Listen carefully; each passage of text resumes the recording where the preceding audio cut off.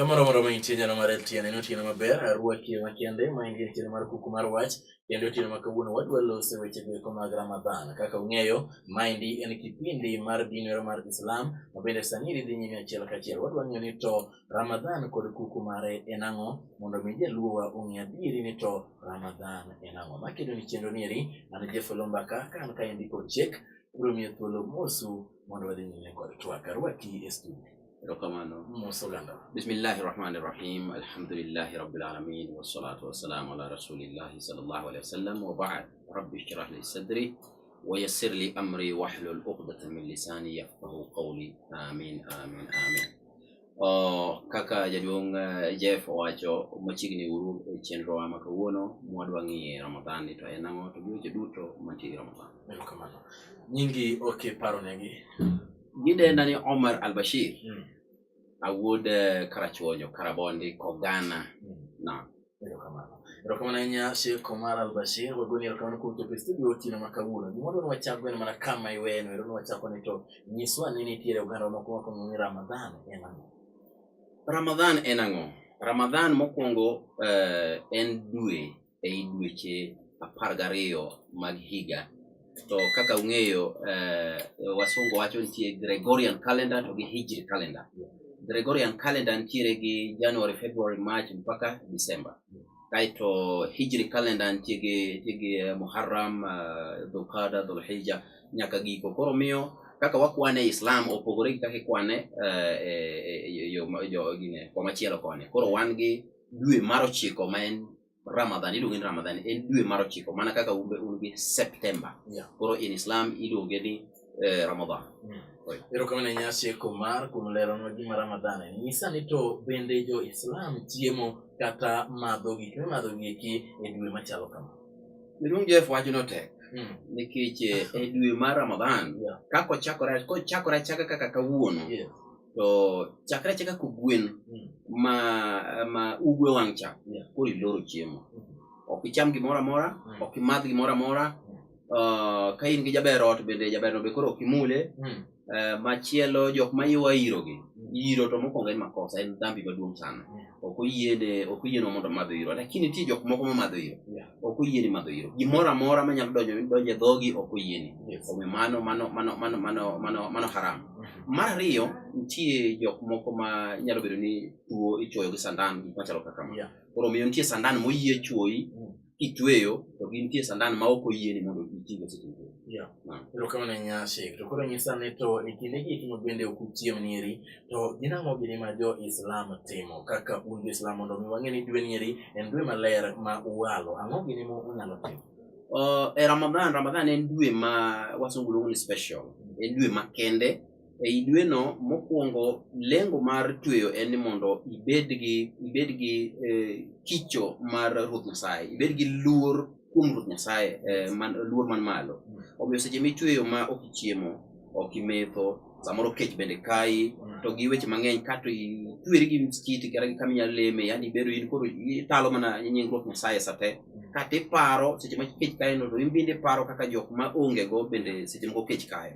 Omiyo ma paro ni dhano en dhano achiel cha. Bedo ni Nyasaye omiyi mang'eny kawuono to tuono bwana machielo, ok mon jago no winjo kech ma kecho malich to in bedo ok mon winjo kech.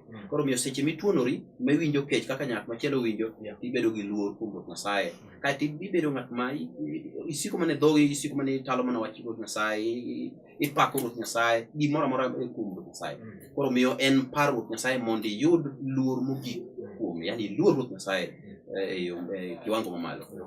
Mano ero gima otimo seche go wacho ni en ndalo ma bende upare Ruoth Nyasaye mondo ung'e ni sama utweyo ma in kod kech, ende paro ni samoro nitie oganda mabedo kod kech kinde ka kinde, gin be akaw achiel ariyo adek monego acham kawuono aterne oganda. Mane. Erokamano na Sheikh. Koro nyisa ni to Ramadhan nieri en prophet mar Islam kose? Imiya nyiero. Ramadhan ok en prophet mar Islam. Ramadhan kaka nawacho mokwongo en dwe kata e dweche 12 mag jo Islam. Ramadhan nokele ma beda paro ni wabro ng'iyo bang'e. Ramadhan en dwe to ok en prophet. Prophet en jaote kata janabi to kuom jonabi 1125 mane Ruoth Nyasaye oro onge moro miluongo Ramadhan. Onge Ramadhan. Oganda moko osebedo kawacho ni samoro Ramadhan iri en prophet, emomiyo ukawo dwe mondo mi ubedi kuwacho ni maendi en dwe mar Ramadhan. Kamano kuom chiwo maler kamane wacho ni ok en prophet, en mana dwe mowalo. Koro nyero ya penji sieko mar en ni to wantiere kod nyithindo, wan kod joma tuo, kaachiel kod jogo mabedo wacho ni samoro ngimagi ok oyienegi mondo gitwe ndalo giki mag Ramadhan. Jogi eki utimo gi nade seche giki? Ruoth Nyasaye wacho e buk mar Quran 2 wes mar 183 wacho ya ayyuhalladhina amanu kutiba alaykumus siyam kama kutiba ala alladhina min qablikum la'allakum tattaqun. Un jok moyie Ruoth Nyasaye ochiko kawuono mondo utweyo mana kaka nochiko jok manotelo manobiro kane pok onyuolu, bende nochiko ni mondo gitwe. Ma utimo kama mondo mi uyud luor Ruoth Nyasaye. Mar ariyo kidhi e ves maluwo mano, Ruoth Nyasaye wacho ni en mana ndalo matin, ayyaman mahduda. Ndalo matin, to kuom ndalo matin gi Ruoth Nyasaye omiyo wachike e iye ka. Ni ng'at matuo ma ok nyal tweyo cha, oyiene mondo en ochiem nikech otuo. Nyithindo matindo tindo ma pok oromo iluongo ni tahta bulugh, yani below puberty or adolescent stage. Bas nyithindo gi gin ok ochuno mondo gitwe, lakini kinyalo puonje tweyo chon kar higa 7 higa 8 bende ber. Then nitie jowa ma mine ma samoro madhoth ma seche moko nigi pek.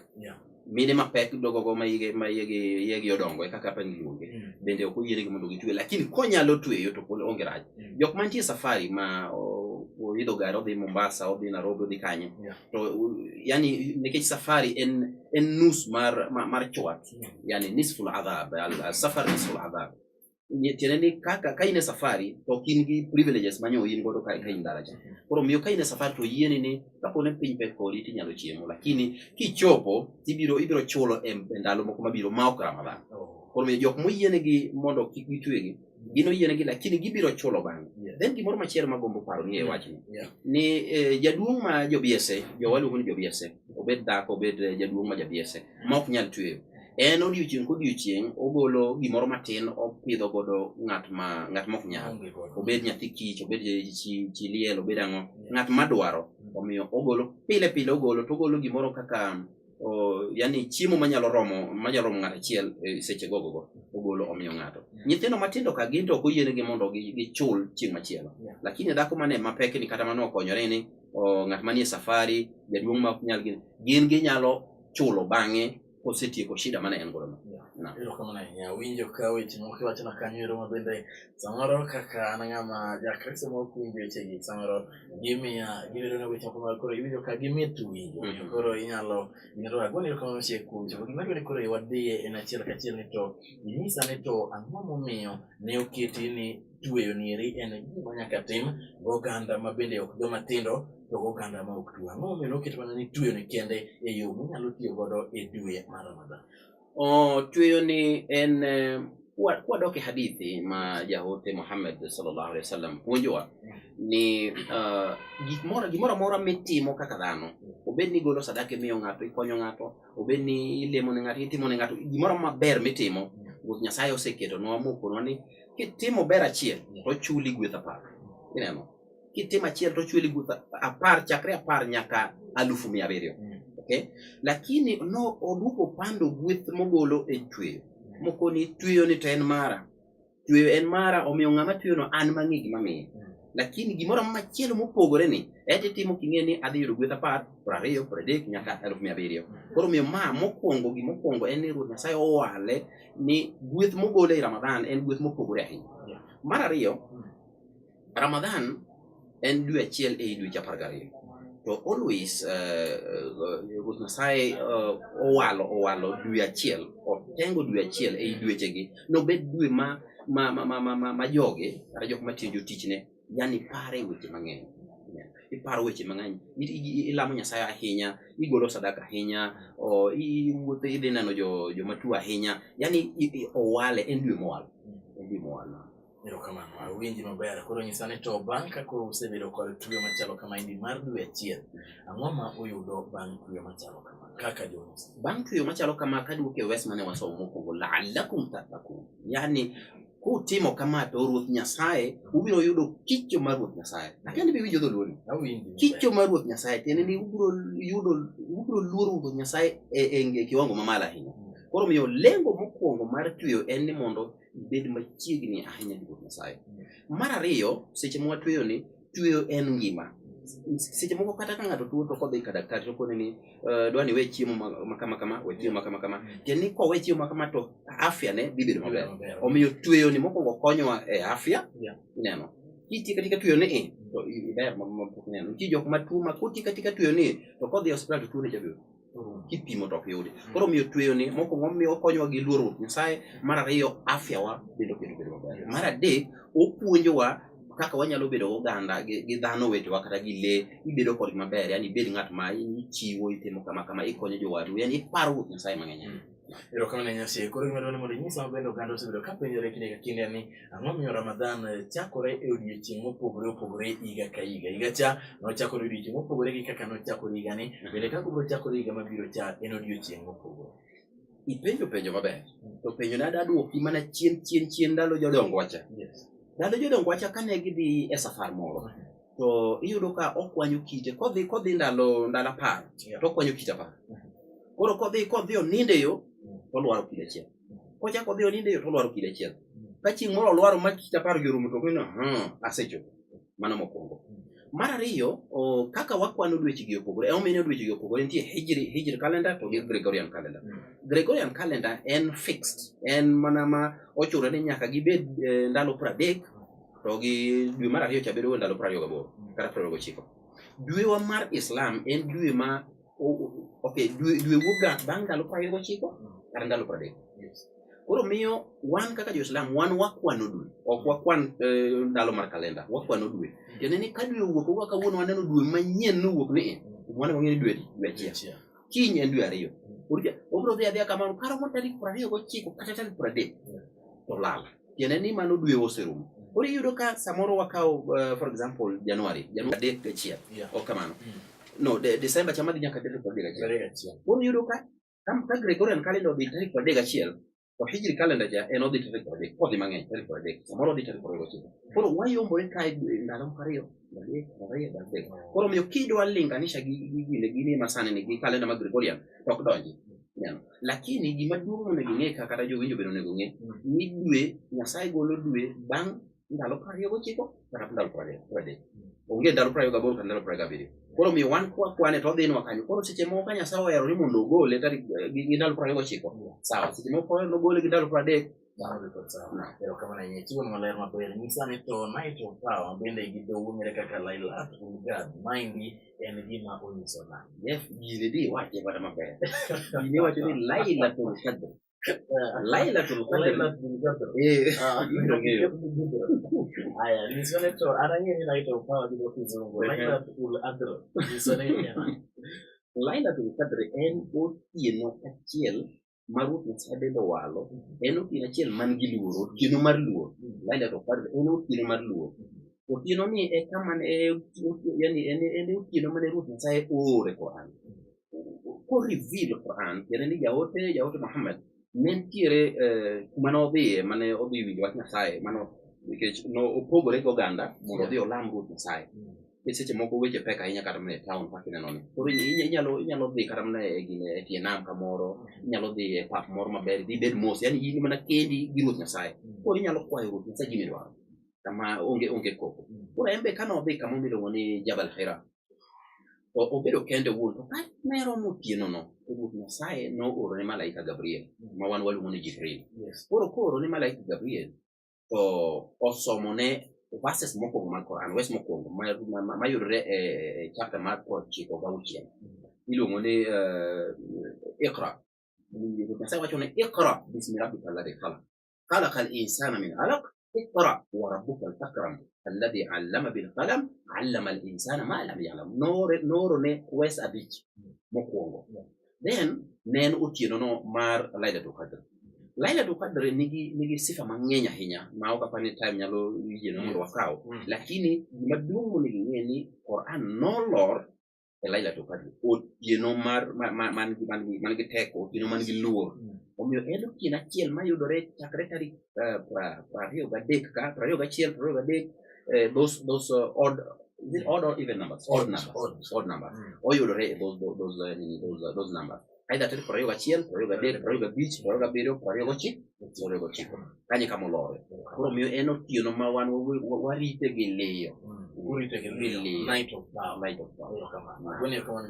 kendo kapok igine kiyudo otieno no koyudi maber na ine lamo ni yani maber Ruoth Nyasaye oweni richoni manyocha isetimo higa manokadho higani to giga mabiro koro ng'ama koro yudo ler ok ni koro idhi ywa iro nikech koro ni ler temo ywa iro to richoni yudo awinji maber mano en ndalo mar richo kamano agone komando Nyasek Albashir gima koro adwani mondo watie koro en introduce kaka wan jok ma ok muslim samoro watiyo kodi samoro imosipa kaka imosipa nieri wan wanyalo konyo nade e kinde gi pima kendo kama ber sani wadong' gi dakika matin mondo wagony kaber kinyalo ng'iewo gweno maber miloso maber ng'iewo gweno tikel mondo wato generally ng'at ma ok ja-Islam nyalo timo gimoro amora monyalo timo mondo kony godo ja-Islam seche ma ing'iewo gimoro kaka in koro Jeff ing'iewo gimoro samoro ing'iewo soda kata kreta achiel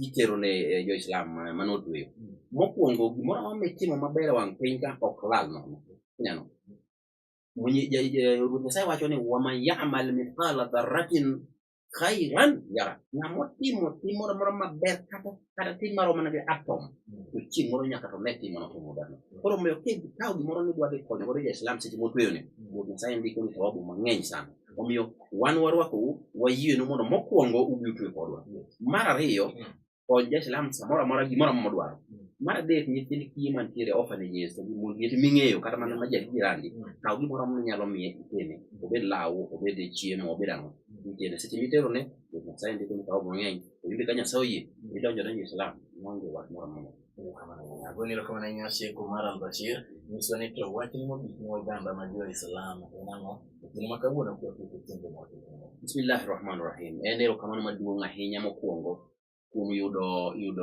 chenro ni to kendo yudo wang' jowi miluongo ni Lolwe TV omiyo wanyalo wacho ne oganda Luo to oganda duto gima timore mokwongo kabisa agombo mar konou ama agombo mar paronu ni e dwe mar Ramadhan en dwe mar ritruok mopogore ahinya en ritri gi weche moko mofuwo ritri gi timbe moko moyombore kato bende bedo ni itweyo ni dwani mondo okonyie mondo ibi ne lit ma jok moko neno seche ma gichandore omiyo kony jok modhier mano mokwongo mar ariyo kaka un oganda jokaluo wan jo-Islam nyaka ne chakre chon nikech kata king'iyo to yani timbewa duto gin agina timbe jo-Islam omiyo parie uru kama ne waaye mondo waduog e Islam mar adek agombo mar konou ni sani bende waseloko Quran marwa mar Quran ma jo-Islam tigo waseloke dholuo omiyo ibiro yude machiegni inyalo kamoro amora inyalo biro yude e station kama wantie ni ikawo ka nono ok wausi nono mondo isom Islam chalo nade